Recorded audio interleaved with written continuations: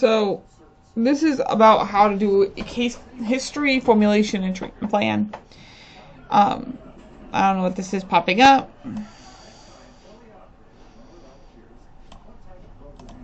Okay. So case history, suggested number of words is 750. The case history should briefly summarize the most important background information that you collected in evaluating this patient for treatment. Be succinct in describing the case history. A. Identifying information. Provide a fictitious name to protect the confidentiality of patients. Use this fictitious name throughout the case history and formulation. Describe patient's age, gender, ethnicity, marital status, living situation, occupation. Chief complaint. Note the chief complaint in the patient's own words. History of present illness. Describe present illness, including emotional, cognitive, behavioral, and physiological symptoms. Note environmental stresses. Briefly review treatments, if any, that have been tried for the present illness. Past psychiatric history. Briefly summarize past psychiatric history, including substance abuse. Personal and social history. Briefly summarize most salient features of personal and social histories, include observations on formative expressions, traumas, if any, supportive structures, interest, and use of substances. Medical history. Note any medical problems that may influence psychological functioning or the treatment process.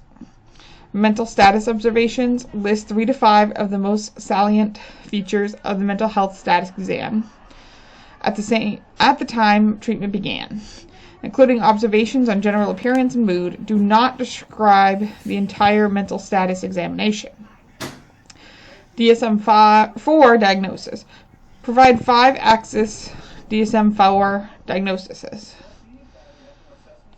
Case formulation. Suggestion number of words 500. General instructions. Describe the primary features of your case formulation using the following outline. So A, precipitants are large-scale events that may play a significant role in precipitating an episode of illness.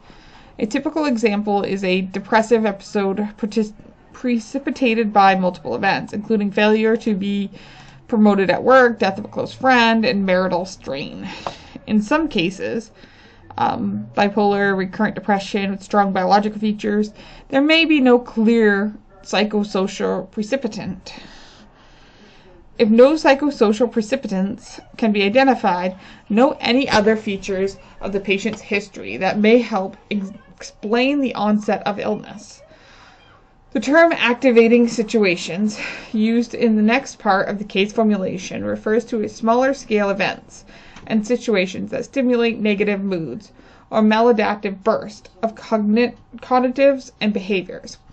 For example, the patient who is depressed following the precipitating events described above may experience worsening of her depressive mood when she's at work or when she's with her husband, or when she attends a class she used to attend with her friend who died.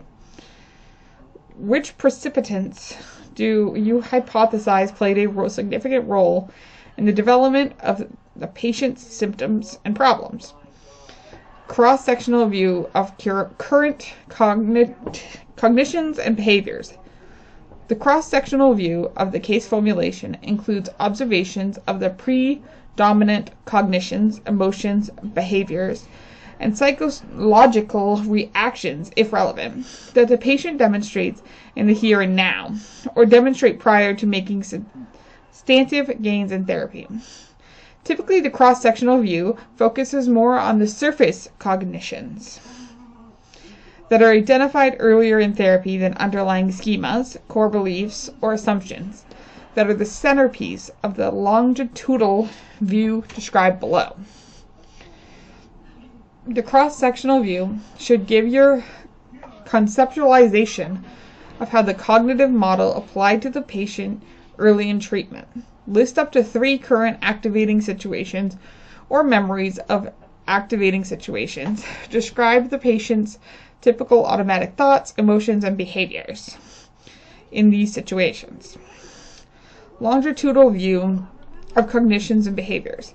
This portion of the case conceptualization focuses on the longitudinal perspective of the patient's cognitive and behavioral functioning. The longitudinal view is developed fully as therapy proceeds, and the therapist uncovers underlying schemas, core beliefs, rules, and assumptions, and enduring patterns of behavior.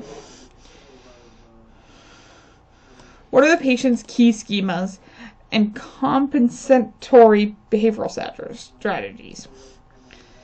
For patients whose pre-morbid history was not significant, indicate the major beliefs and dysfunctional behavioral patterns present only during the current episode.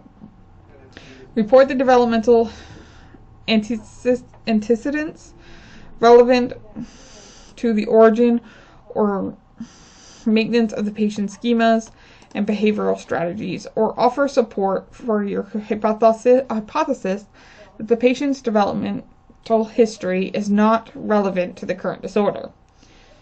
Strengths and assets. Describe in a few words the patient's strengths and assets. Working hypothesis. Briefly summarize the physical features of the working hypothesis that directed your treatment interventions. Link your working hypothesis with the cognitive model for the patient's disorder. Treatment plan. Suggested 250 words. General instructions. Describe the primary features of your treatment plan using the following outline. So you have the problem list. List any significant problems that you and the patient have identified. Usually problems are identified in several domains. Problem lists generally have 2 to 6 items. Sometimes it's as many as 8 or 9 items. Briefly describe problems in a few words, or if previously described in detail in the HPI, just name the problem here. Treatment goals. Indicate the goals for treatment that have been developed collaboratively with the patient. Plan for treatment. Weaving together these goals, the case history, and your work hypothesis. Briefly state your treatment plan for this patient. Course of treatment. Suggested number of words is 500. General instructions. Describe the primary features of the course of treatment using the following outline. So you have the therapeutic relationship. Detail the nature and quality of the therapeutic relationship, any problems you encountered, how you conceptualized these problems, and how you resolved them.